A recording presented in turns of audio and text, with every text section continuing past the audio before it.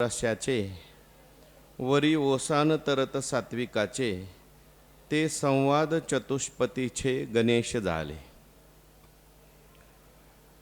भगवंताच्या कृपेने सर्व संतांच्या आशीर्वादाने पुण्यसलीला इंद्रायणी मातेच्या पावन तीरावर संजीवन समाधीस्थ ज्ञानोबारायांच्या या पवित्र अशा अलंकापूर नगरीमध्ये वारकरी शिक्षण संस्था आणि आळंदी देवस्थान यांच्या माध्यमातून सुरू असलेली आपली ही नित्याची ज्ञानेश्वरी प्रवचन सेवा सेवेकरता उपस्थित सर्व भाविक भक्त श्रोते सज्जन माता भगिनी सर्वांच्या चरणी वंदन करून आपण सर्वांनी मिळून ही चिंतन सेवा या ठिकाणी करायची आहे। 10व्या अध्यायाचा आपला विषय सुरू आहे। 10व्या अध्यायामध्ये भगवान श्रीकृष्ण परमात्म्याने विभूती योग सांगितलेला आहे।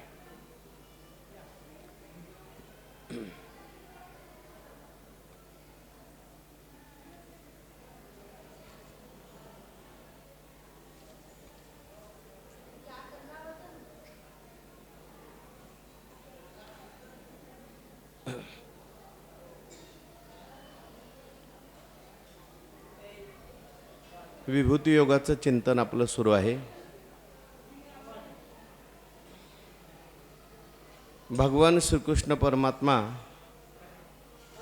आपला योग सांगतात आणि काही ठिकाणी आपले विभूती सांगतात। तर योग म्हणजे काय आणि विभूती म्हणजे काय याचा विचार आपण मागे करून आलेलो आहे। योग म्हणजे भगवान परमात्म्याचं निर्गुण निराकार स्वरूप आणि विभूती म्हणजे भगवान परमात्म्याचं सगुण साकार स्वरूप। भगवान परमात्म्याचं निर्गुण स्वरूपही कळालं पाहिजे आणि भगवंताचं सगुण स्वरूपही कळालं पाहिजे। आपल्यातलाही देव कळाला पाहिजे आणि जगातलाही देव कळाला पाहिजे। थोडक्यात काय, माणसाला शांततेतही आनंद घेता आला पाहिजे आणि व्यवहारातही आनंद घेता आला पाहिजे। तेव्हा भगवान परमात्मा स्वतःहून या ठिकाणी आपले भक्त जे असतात ही सुद्धा आपली एक विभूती आहे आणि त्या भक्तांच्या मध्ये सुद्धा काही वेळेस आपल्याला विभूती पाहायला मिळते आणि काही वेळेस योग पाहायला मिळतो। भक्त सुद्धा कधी कधी त्या ठिकाणी परमात्मा स्वरूप झालेले असतात, एकांतामध्ये राहतात आणि कधी कधी भक्त सुद्धा भगवान परमात्म्याचे कथा कीर्तन करतात। कथा कीर्तन ही भक्तांची विभूती आहे आणि भक्त जेव्हा एकांतात राहतात, आत्मचिंतन करतात, ध्यानात राहतात, ही योग आहे। म्हणून मच्चित्ता मद्गत प्राणा हा योग आहे। आणि कथयंतश्च माम नित्यम तुष्यंतीच रमंतीच, कथयंतश्च माम नित्यम ही जी आहे भगवान परमात्म्याची किंवा भक्तांची विभूती आहे। म्हणून कशा पद्धतीने भक्त त्या ठिकाणी माझं भजन करतात हे सांगत असताना मच्चित्ता मद्गत प्राणा बोधयंत परस्परम कथयंतश्च माम नित्यम तुष्यंतीच रमंतीच, या श्लोकावर आपण चिंतन केलंय की भक्त जे असतात ते भगवत स्वरूप झालेले असतात। मच्चित्ता हा मद्गत प्राणा म्हणजे त्यांची सगळी इंद्रिय सुद्धा भगवंताकडे लागलेली असतात किंवा त्यांचे प्राण जे आहेत ते सुद्धा भगवत स्वरूप झालेले असतात। भगवंताच्या चिंतनाशिवाय ज्यांचं जीवन चालू नाही। आणि मग दोन भक्त जर एकमेकाला भेटले तर कशा पद्धतीने ते राहतात त्याचं वर्णन केलं। बोधयंतः परस्परम म्हणजे एकमेकाला ते बोध देतात। आणि एक भक्त असेल आणि अनेक सामान्य लोक असतील तर त्याच्यामध्ये ते कसे राहतात तर कथयंतश्च माम नित्यम म्हणजे कथा करतात। दोन भेटतील तेव्हा बोध देतील। एकाच अधिकाराचे दोन भेटले की एकमेकाला बोध देतात। आता ज्ञानेश्वर महाराज भेटले, तुकाराम महाराज भेटले किंवा नामदेव महाराज भेटले। आता ज्ञानेश्वर महाराज पण परिपूर्ण आहेत, नामदेव महाराज सुद्धा परिपूर्ण आहेत, त्यामुळे एकमेकाला ते बोध देणार आहेत। आणि जेव्हा एकटे ज्ञानेश्वर महाराज असतील आणि सामान्य लोक असतील त्यावेळेस कथयंतश्च माम नित्यम, त्यावेळेस ज्ञानेश्वर महाराज मग कथा करतात आणि त्याच्यामध्ये ते रममान होतात, त्याच्यामध्येच त्या ठिकाणी ते आनंदी होतात हे सांगितलं। याच्यावर ज्ञानेश्वर महाराजांनी जे भाष्य केलं आपण त्याचं चिंतन मागे करून आलो। चित्ती मियाची झाले मियाची प्राणे झाले, जीवो मरो विसरले बोधाची भुली। चित्ताने ते मत्स्वरूप झालेले आहेत। त्याच्यानंतर प्राणाने सुद्धा म्हणजे इंद्रियांनी सुद्धा ते तृप्त झालेले आहेत आणि जीव मरो विसरले, जगायचंही विसरले आणि मरायचंही विसरले. याचा अर्थ जिवंत असताना सुद्धा देह तादात्म्य नाही आणि मरणाची कुठल्याही प्रकारे त्यांना आठवण नाही, मरणाची कुठल्याही प्रकारे भीती नाही. जन्म आणि मरण हे विसरून ते गेलेले आहेत भगवंताच्या चिंतनामध्ये. तयाचे ठाई हां कशाचे? देहाचे आडनावही उरले नाही, आहे की नाही? आडनाव त्यांच्या ठिकाणी उरलेलं नाही. अशा ठिकाणी अशा त्यांची स्थिती झाली. मग पुढे काय होतं? मग बोधाचेनी माझे नाचती संवाद सुखाचेनी ओझे बोझे, आता एकमेका घेपे दिजे बोधचीवरी. ह्या ओव्या झालेल्या आहेत बरं का.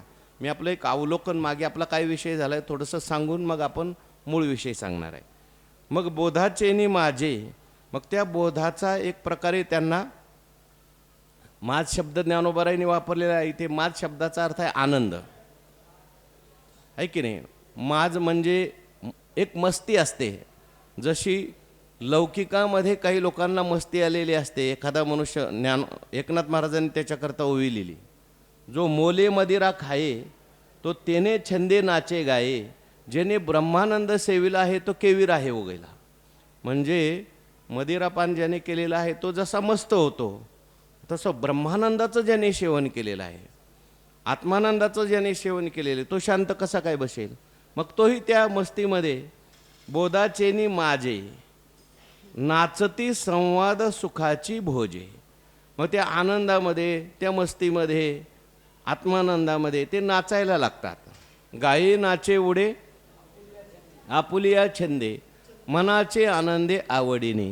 मग ते त्या छंदामध्ये नाचायला लागतात. आणि नाचती संवाद सुखाचे भोजे म्हणजे नाचता नाचता ते संवाद करत असतात. म्हणजे दोन भक्त जर असतील किंवा अनेक भक्त असतील, आता वारीमध्ये अनेक भक्त असतात आणि ते म्हणता म्हणता काय करतात? नाचायला लागतात. नाचती आनंद कल्लोळी पवित्र गाणे नामावळी रे. हो, खेळ मांडियेला वाळवंटी घाई, नाचती वैष्णव भाई रे, क्रोधाभिमान केला पावटणी एक एका लागतील पाळी रे. आनंद झालेला असतो. तुका म्हणे मेघ नाचवी मयुरे लपविता खरी येत नाही. जसा मोर असतो, आकाशामध्ये ढग आले की त्या आनंदामुळे, पाऊस पडणारा या आनंदामुळे नाचायला लागतो. तसं यांना आत्मानंद झालेला असतो, परमानंद झालेला असतो, भगवान परमात्मा त्यांच्या हृदयात आलेला असतो आणि त्याच्यामुळे तो आनंद त्यांना गप्प बसू देत नाही. आणि मग काय होतं?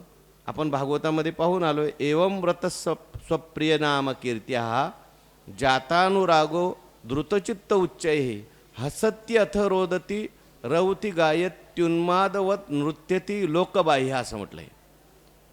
त्यांनी सुद्धा उदाहरण दिलंय की नाचायला लागतात ते, आणि नाचत असताना नाचती संवाद सुखाचेनी भोजे, त्याच्यामध्ये ते संवाद करतात. आणि आता एकमेका घेपे दिजे बोधचीवरी, आता एकमेकाला ते काय देतात? बोधच देतात. नाचत असताना सुद्धा त्यांचा जो संवाद चाललेला आहे त्याच्यामध्ये भगवंताच्या विषयी आपण मागे उदाहरण पाहून आलो. त्या गोपिका ज्या होत्या त्या रस्त्याने चालल्यानंतर जात असताना त्यांची चर्चा चालायची. व आपली चर्चा वेगळी असते. आपण मंदिरात बसलो तरी घरची चर्चा सुरू असते. पाऊस पडला का, अमुक झालं का, तमुक झालं का, असली चर्चा असते. म्हणजे आपण देवळात बसलो तरी घरची चर्चा, आणि त्या घरी असल्या तरी देवळातली चर्चा. काम करत असल्या तरीसुद्धा एकी एकटाचे असोनी एकला, विश्वी विश्वाकार होनी आठेला, जयापरी हा तैसाची गमला, नंद नंदन हा अचोज आंबोलावो, ऐशा गवळणी त्या बोलती परस्परी, असं म्हटलेलं आहे. एकले नकंठेची म्हणून आयेने, केली निर्माण 14 ही बुहने, गगनचंद्र सूर्य मेघ तारांगणे, पाचही महाभूते भौतिके भिन्ने भिन्नेओ, ऐसा लागविया माया सूत्रधारे. अशी त्यांची चर्चा असायची. म्हणजे परमात्म्याची. नाचती संवाद सुखाचेनी भोजे, आता एकमेका घेपे दिजे बोधची वरी. ज्ञानोबारायांनी एक उदाहरण दिलं की कशा प्रकारे त्यांचा बोध असतो. एकमेकाला देत असताना काय त्यांची अवस्था असते ते पुढच्या ओळीमध्ये आपण पाहून आलो. जैशी जवळिकेची सरोवरे, उचंबळलिया कालविती परस्परे, मग तरंगाशी धवळारे तरंगची होती.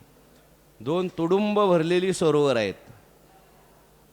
सरोवराची उपमा का दिली? जसं सरोवरातलं पाणी निर्मळ असतं, स्वच्छ असतं, त्याप्रमाणे यांच्या अंतःकरणातला बोध जो आहे तो निर्मळ आहे. निर्मळ चित्ते झाली नवनीते.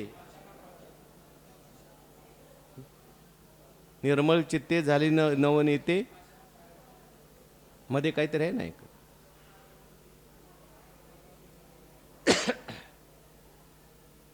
निर्मळ त्यांचं अंतःकरण झालेलं आहे. जयाचे चोखटे मानसी होनी क्षेत्र संन्यासी जया निदेले याती उपाशी वैराग्य का.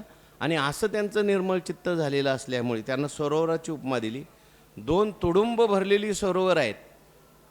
छोटासा मध्ये बांध आहे. वारा आल्यानंतर जसं या सरोवरातलं पाणी या सरोवरात, त्या सरोवरातलं पाणी या सरोवरात, त्याप्रमाणे दोन महात्मे भेटल्यानंतर त्यांची चर्चा भगवंताच्या विषयी सुरू होते. एकमेकाला ते बोध देत असतात. दोघेही बोधसंपन्न महात्मे आहेत. पण आता आनंद घ्यायचा आहे म्हणून काय करतात? एकमेकाला ते बोध देत राहतात, आनंद देत असतात, ज्ञान देत राहतात, भगवंताविषयी चर्चा त्या ठिकाणी करतात. आणि म्हणून तैशी रैरांची मिळणी पडत आनंद कल्लोळांची लेणी तेथ बोध बोधांची लेणी बोधेची मिरवी. त्याप्रमाणे त्या बोधामध्ये एकमेकाचा बोध एकमेकाला मिळू लागला. त्याच्यामध्ये पडत आनंद कल्लोळांची वेणी, आनंद कल्लोळाची वेणी गुंफली जाते.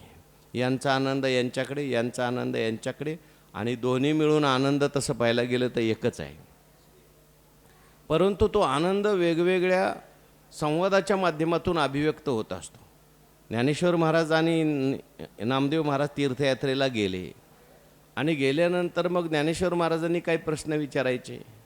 ज्ञानेश्वर महाराजांनी नामदेव महाराजांचं वर्णन करायचं. काय नामदेव महाराज, काय तुमचं प्रेम, काय तुमची भक्ती, तुमच्यासारखी भक्ती आम्हालाही मिळाली पाहिजे. मग ज्ञानेश्वर महाराजांचं वर्णन नामदेव महाराजांनी करायचं. अहो आमची भक्ती काय घेऊन बसला, आमचं प्रेम काय घेऊन बसला, तुमचं ज्ञान किती आहे, तुमच्यासारखं आम्हाला ज्ञान पाहिजे. मग ज्ञानेश्वर महाराजांना आता वास्तविक पाहता ज्ञान घेण्याची काही गरज आहे का? ज्ञानेश्वर महाराजांनी प्रश्न विचारले. अहो भक्ती म्हणजे काय सांगा, नमन म्हणजे काय सांगा, त्याग म्हणजे काय सांगा. ज्ञानेश्वर महाराजांनी नामदेव महाराजांना विचारायची गरज नाही, नामदेव महाराजांनी ज्ञानेश्वर महाराजांना विचारायची गरज नाही. पण दोन भेटलेली महात्म्यां मग दुसरं काय बोलायचं? परमात्म्याचंच बोलायचं. त्या निमित्ताने त्या संवादाचा आज तुम्हाला आम्हाला आनंद घेता येतो. आणि म्हणून येर येरांची मिळणी पडत आनंद कल्लोळांची वेणी तेथं बोध बोधांची लेणी बोधेची मिरवी. मग बोधच बोधाला त्या ठिकाणी अलंकार होतात आणि त्या ठिकाणी आपल्याला त्या बोधाचा एक वेगळा आणि आगळा आनंद पाहायला मिळतो. कशा पद्धतीने ज्ञानोबाराय म्हणतात हे दोन्ही महात्मे बोध संपन्न आहेत, एकमेकाला बोध देतात. वास्तविक पाहता दोघंही बोध संपन्न असल्यामुळे बोधाची गरज नाही, पण तरीसुद्धा एकमेकाला बोध देतात. कशा पद्धतीने ज्ञानोबारांची उपमा बघा. ज्ञानोबारांच्या उपमा म्हणजे काय हलक्या नसतात. मग सूर्य सूर्या ते ओवाळिले, इथून पुढे ओव्या आपल्याला बघायच्या आहेत. इथपर्यंत ओव्या झालेल्या आहेत, इथून पुढच्या ओव्या बघा. आता 123 क्रमांक. जैसे सूर्य सूर्या ते ओवाळिले की चंद्रे चंद्रम्याक्षे मधिधले ना तरी सरिसेनी पाडे मिळले दोन्ही ओघ. दोन महात्मे एकत्र आल्यानंतर कशा पद्धतीने त्यांचं चर्चा चालते, कशा पद्धतीने भगवंताचा आनंद ते घेतात, याला उपमा देत असताना ज्ञानोबाराय म्हणतात सूर्ये सूर्या ते ओवाळिले. एका सूर्याने दुसऱ्याला सूर्याला ओवाळलं. आता सूर्याने सूर्याला काय ओवाळायची गरज आहे का? सूर्याला त्या ठिकाणी काजव्याने ओवाळणं वेगळं. एक सूर्य आहे आणि दुसरा काजवा आहे, किंवा सूर्याला काडवातीने ओवाळणं वेगळं आहे. हो, ज्ञानोबारायांनी म्हटलेलं आहे ना, सूर्याला काडवातीने मी काय ओवाळणार आहे, श्रीगुरु आमचे सूर्यासारखे आहेत. विश्व प्रगटती या गवस्ती काय हातवीन की जे आरती ना तरी चुळोद के आपापती अर्घ्युने दिजे. तो प्रकार वेगळा आहे. पण इथे मात्र या ठिकाणी दोन महात्मे आहेत, ते दोन्ही महात्म्यांना उपमा कशाची दिलेली? सूर्याची दिलेली. आता संतांना सूर्याची उपमा दिलेली आहे, अनेक ठिकाणी दिलेली ज्ञानेश्वरीमध्ये, इथेच दिली अशी नाही, अनेक ठिकाणी. नमो संसार तम सूर्या अपरमित परमवीर्या तरुण तरतुर्या लालनीला, याच अध्यायात सुरुवातीला दिलेली आहे की नाही? 16व्या अध्यायात मावळवीत विश्वाभासू नवल उदयला चंडांसू अद्वय अब्जिनी विकासू वंदू आता. श्रीगुरूंना सूर्याची उपमा का दिली? जसं सूर्य अंधार निवृत्त करतो, त्याप्रमाणे श्रीगुरू जे आहेत, हे महात्मे जे आहेत, ते जगाचा अंधार दूर करण्याकरता अवतीर्ण झालेले आहेत. उलट हा जो सूर्य आहे लौकिकातला, तो अस्ताला जातो. सूर्य अस्तवे हे किडाळ असं म्हटलेलं आहे, तोही अस्तवे हे किडाळ. तेजे सूर्ये सोज्वळ तोही असतं हे किडाळ. चंद्र संपूर्ण एखाद्या वेळे हे सदा पुरते. सूर्याची उपमा सुद्धा त्यांच्या पुढे थोडीशी कमी पडते. संत असे सूर्य आहेत. सुसडा सूर्यकणाच्या राशी नित्य उदयो ज्ञानी असी अस्तमानाचे जयाशी आडनाव परिपूर्ण सूर्य. उलट सूर्याला जो प्रकाश आहे त्या प्रकाशापेक्षाही ज्ञानप्रकाश असणारे सूर्य म्हणजे संत आहेत. म्हणून असे असणारे आता तुकाराम महाराज असतील, ज्ञानेश्वर महाराज असतील, नामदेव महाराज असतील, दोन सूर्य आहेत. वास्तविक पाहता दोन सूर्य नसतात, पण संतांना उपमा दिली सूर्याची. आणि ज्ञानेश्वर महाराज आणि नामदेव महाराज बोलतात. ज्ञानेश्वर महाराज आपला बोध नामदेव महाराजांना सांगतात. नामदेव महाराज ज्ञानेश्वर महाराजांना आपला बोध सांगतात. कशा पद्धतीने? सूर्याने सूर्याला ओवाळल्यासारखं आहे. म्हणून सूर्ये सूर्याते ओवाळिले की चंद्रे चंद्रम्या क्षेम दिधले. दोन्ही सूर्यासारखेच परिपूर्ण आहेत. किंवा चंद्राची उपमा अनेक ठिकाणी संतांना दिलेली आहे. चंद्र मेजे आलांछन असं म्हटलेलं आहे संतांना. चंद्र जसा शीतल असतो, शीतल प्रकाश देतो, जीवनामध्ये शीतलता आणतो, त्याप्रमाणे संतांच्या सहवासात गेल्यानंतर सुद्धा तप्त झालेला जीव शीतल होतो, शांत होतो. आणि म्हणून संतांना सुद्धा अनेक ठिकाणी चंद्राची सुद्धा उपमा काही दिलेली आहे. नमो चतुर चित्त चकोर चंद्रा आत्मानुभव नरेंद्रा श्रुतिसार समुद्रा मनमथ मनमथा. ही चंद्राची उपमा दिलेली आहे. म्हणून असं चंद्रासारखे संत आहेत. दोन चंद्र जणू काही एकत्र आले आणि एका चंद्राने दुसऱ्या चंद्राला आलिंगन दिलं. चंद्रे चंद्रम्या क्षेम दिधले. म्हणजे या संतांनी त्या संतांशी बोलणं, यांनी त्यांना बोध सांगणं, त्यांनी यांना बोध सांगणं, आपला अनुभव सांगणं कशा पद्धतीने आहे? सूर्याने सूर्याला ओवाळण्यासारखं आहे किंवा चंद्राने चंद्राला आलिंगन देण्यासारखं आहे. आणखीन एक उपमा दिली, तेथ ना तरी सरिसेनी पाडे मिनले दोन्ही ओघ. किंवा दोन नद्याचे ओघ सारख्याच योग्यतेचे असे एकमेकात मिसळलेले आहेत. दोन्ही सारख्याच योग्यतेच्या नद्या आहेत आणि त्या एकमेकामध्ये जशा मिसळल्यानंतर एकरूप होऊन जातात, वेगळ्या राहत नाहीत. त्याप्रमाणे ह्या दोन नद्या, दोन संत एकत्र आले, त्यांचा संवाद सुरू झाला. भगवंताच्या विषयी ते बोलू लागले किंवा आपला आपला अनुभव सांगायला लागले, तर त्यांचा तो अनुभव जो असतो त्या अनुभवामध्ये ते एकरूप होऊन जातात. आणि म्हणून त्यांच्या अनुभवाला या दोन नद्या जशा एकरूप होऊन जातात संगमाच्या ठिकाणी, त्याप्रमाणे यांचा दोघांचा संगम असतो. काय? तेथे ओघ नाम त्रिवेणीचा. तुका म्हणे देव भक्तांचा संगम. तेथे ओघ नाम त्रिवेणीचा. तिथं देव ही एक नदी आहे आणि भक्त ही एक नदी आहे. किंवा देव ही एक नदी आणि भक्तांच्या अनेक नद्या. या दोन भक्तांच्या नद्या ज्या आहेत एकत्र आल्यानंतर त्याचा संगम होतो आणि त्या संगमामध्ये ते सगळे एकरूप होऊन जातात. त्यांचा संवाद हाच एक प्रकारे अनुभव, हाच त्या नदीतलं असलेलं पाणी आहे. आणि ते पाणी यांचाही बोध सारखाच आहे आणि त्यांचाही बोध सारखा आहे. बोधामध्ये कुठल्याही प्रकारे फरक नसतो, अनुभवामध्ये कुठल्याही फरक नसतो. जरी संत वेगवेगळे असले, भक्त वेगवेगळे असले, त्यांची नावं वेगवेगळी आहेत, वेगवेगळ्या ठिकाणचे असली, एकत्र आल्यानंतर ते चर्चा करायला लागले आणि त्यांचा जो बोध आहे, अनुभव सांगायला लागले. बोध मात्र काय आहे? एकच आहे. बोधामध्ये कुठल्याही प्रकारे त्यांचा फरक नाही. आणि तो बोध कशा पद्धतीने असतो, तर जसं दोन नद्या एकत्र संगमामध्ये मिळाल्यानंतर आपण पाहिलं तर आता आपल्याला त्या प्रयाग तीर्थावर पाहता येतं. आता प्रयागाचं वर्णन पुढं आलेलंच आहे. इकडून गंगेचं पाणी येतं आणि इकडून यमुनेचं पाणी येतं, आहे की नाही? तिथं तरी थोडंसं पाणी वेगळं दिसतं बरं का. गंगेचं पांढरं दिसतं आणि यमुनेचं काळं दिसतं. पण पुढे समुद्रात गेल्यानंतर सगळं एकरूप होऊन जातं. तसं संतांच्या बोधामध्ये तर कुठलाच फरक दिसत नाही, ते एकदम एकरूप. कारण यांचा बोध आणि यांचा बोध परमात्म्याच्या संबंधाने आहे आणि परमात्मा हा एकच आहे.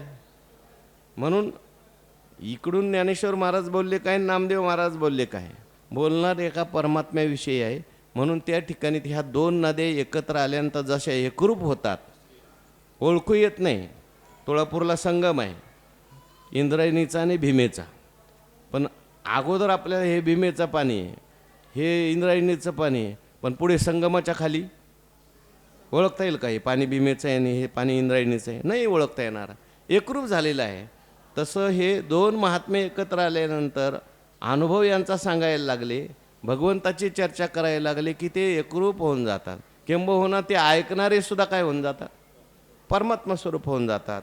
म्हणून ज्ञानोबारायांनी पुढे त्या ठिकाणी प्रयागाचीच उपमा दिली. बघा 124, तैसे प्रयाग होत सामरस्याचे, वरी ओसान तरत सात्विकाचे, ते संवाद चतुष्पतीचे गणेश जाहले. तैसे, तैसे म्हणजे मागे सांगितलेल्याप्रमाणे. मागे सांगितलं सूर्याने सूर्याला ओवाळलं, म्हणजेच सूर्य एकच आहे, एकरूपता सांगायची. चंद्राने चंद्राला आलिंगन दिलं, एका चंद्राने एका चंद्राला आलिंगन दिलं. किंवा दोन नद्या एकरूप झाल्या संगमामध्ये, दोन नद्या एकरूप संगमावर होतात. आणि म्हणून असा संगम कुठे आहे तर प्रयागला आहे. प्रयागला दोन नद्याचा संगम नाही, तीन नद्यांचा संगम आहे, गंगा, यमुना आणि सरस्वती. ती सरस्वती गुप्त आहे म्हणतात, माझी सरस्वती गुप्त. तर गंगा आणि यमुना आपल्याला स्पष्ट दिसतात अजूनही. तैसे प्रयाग होत सामरस्याचे, तसे आता हे संतसुद्धा त्या ठिकाणी प्रयाग झालेले आहेत. संतांना प्रयागाची उपमा या ठिकाणी दिलेली आहे. अनेक ठिकाणी संतांना प्रयागाची उपमा दिलेली आहे. आता हा संतांचा संवाद झालेला आहे. दोन संत एकत्र भेटलेले आहेत, दोन महात्मे एकत्र भेटलेले आहेत, आणि दोन किंवा तीन महात्मे असतील एकत्र भेटल्यानंतर त्यांचा संवाद चाललेला आहे. त्या संवादाला ज्ञानोबारांनी कशाची उपमा दिली? इथे प्रयागाची उपमा दिलेली आहे. का प्रयागाची उपमा दिली? ज्ञानोबाराय म्हणतात तैसे प्रयाग होत सामरस्याचे. आणि कोणता प्रयाग आहे हा? सामरस्याचा प्रयाग आहे, सामरस्याचा प्रयाग आहे. आणि वरी ओसान तरत सात्विकाचे, ते संवाद चतुष्पतीचे गणेश झाले. म्हणजे एक तर प्रयागाची उपमा दिलेली आहे आणि उत्तरार्धामध्ये संवाद चतुष्पतीचे गणेश त्यांना म्हटलेले आहे.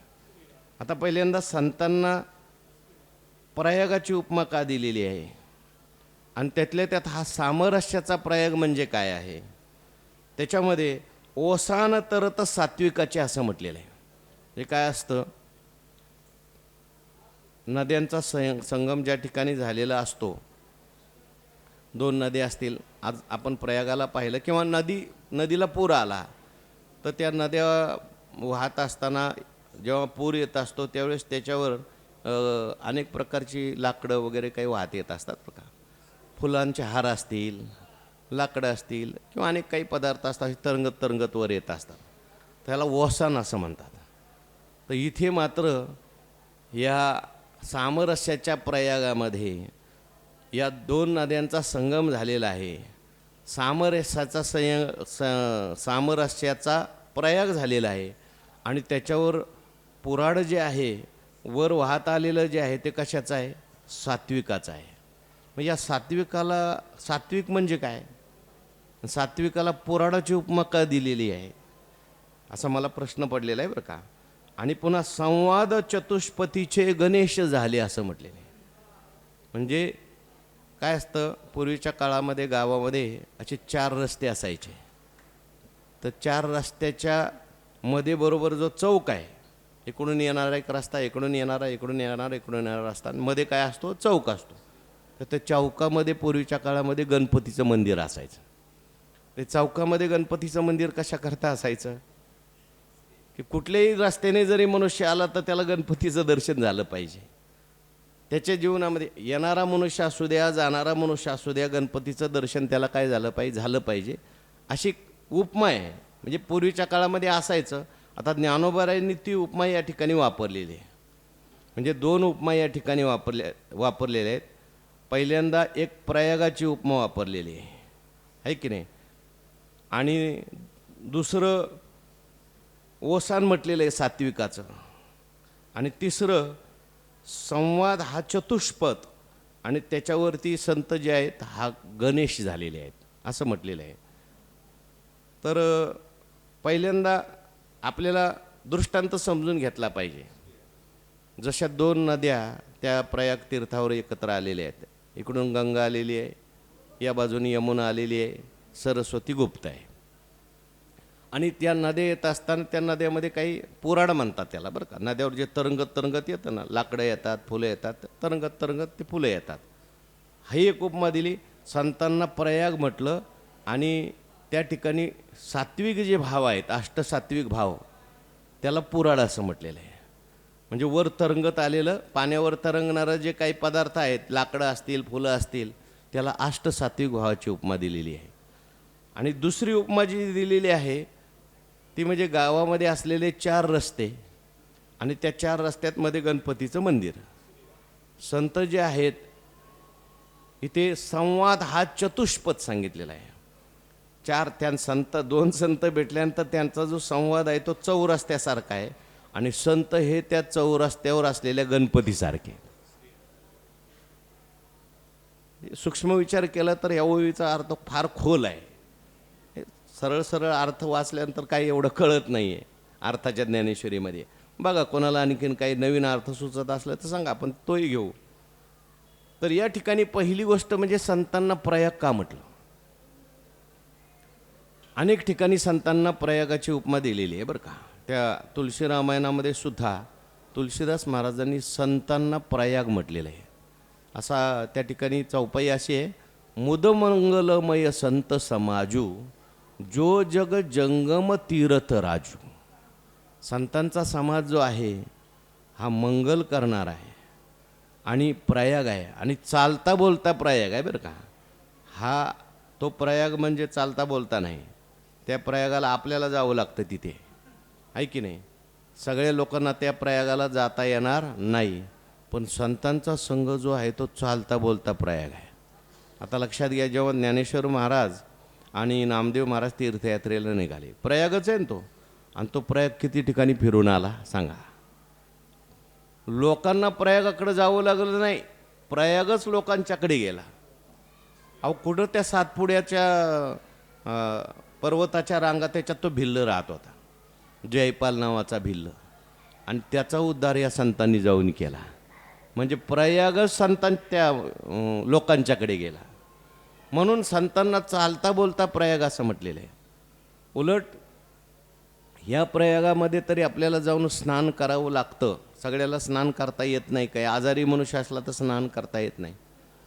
त्या प्रयागात स्नान केल्यावर पुण्य मिळतं. पण हा प्रयाग म्हणजे आगळा आणि वेगळा प्रयाग आहे. जयाचे नाव तीर्थ रावो, दर्शने प्रशस्तीशी ठावो, जयाचेनी संगे ब्रह्मभावो भ्रांतासही असं म्हटलेलं आहे. संतांच्या सहवासात गेलं की आपल्याला आत्मस्वरूपाची प्राप्ती होते. तीर्थामध्ये त्या प्रयागामध्ये स्नान केल्यानंतर पाप जाईल, पण पाप करण्याची वृत्ती जाईल की नाही सांगता येत नाही. लोक जातात प्रयाग तीर्थामध्ये, स्नान करतात, पाप घालून येतात, आणि परत नवीन सुरू करून टाकतात. वैकुंठवासी मामासाहेब म्हणायचे, पाप जी आहेत ती झाडावर जाऊन बसतात म्हणे. याने खाली बुडी दिली ती वर झाडावर जाऊन बसतात आणि आंघोळ करून आला की परत याच्या डोक्यावर येऊन बसतात. पाप जाईल कदाचित, पण पाप करण्याची प्रवृत्ती जात नाही. पण संतांच्या सहवासात आलं म्हणून तो ऐसा सुचित्वे